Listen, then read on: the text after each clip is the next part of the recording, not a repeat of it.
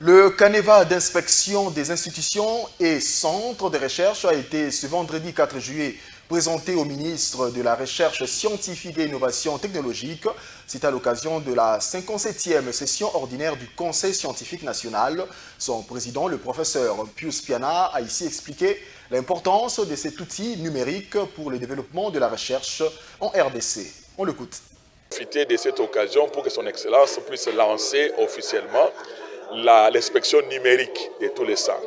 Donc nous devons avoir sur Internet toutes les données de tous les centres. Et de façon que le conseil scientifique peut, de mon bureau, je peux voir tout ce qui se passe dans les centres, quels sont les projets, même les finances, et voir tout cela et faire rapport à son Excellence. Voilà un peu globalement. C'est une innovation, la première fois que ça s'est fait, parce que c'est nous qui devons montrer les chemins, nous sommes ministère de la Recherche scientifique et innovation technologique.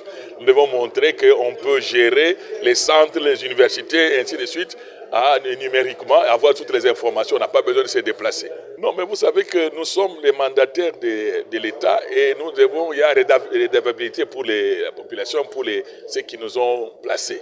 Donc nous devons, quand nous gérons, nous devons dire voilà ce que nous avons fait, quelles sont nos difficultés, parce que ce n'est pas seulement du côté de mauvais sens, mais aussi par cela nous montrons quelles sont nos difficultés. Quand nous montrons par exemple, voilà ce que nous avons comme matériel, ça doit être les bâtiments, nous n'avons pas de bâtiments par exemple. Alors à ce moment l'autorité voit que tel centre a des difficultés, et ainsi de suite.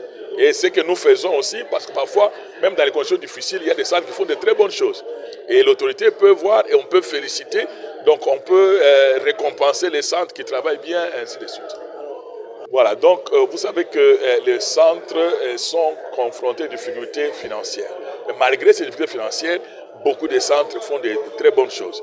Parce que chaque année, ils donnent des projets, il y a des projets de partenariat par exemple.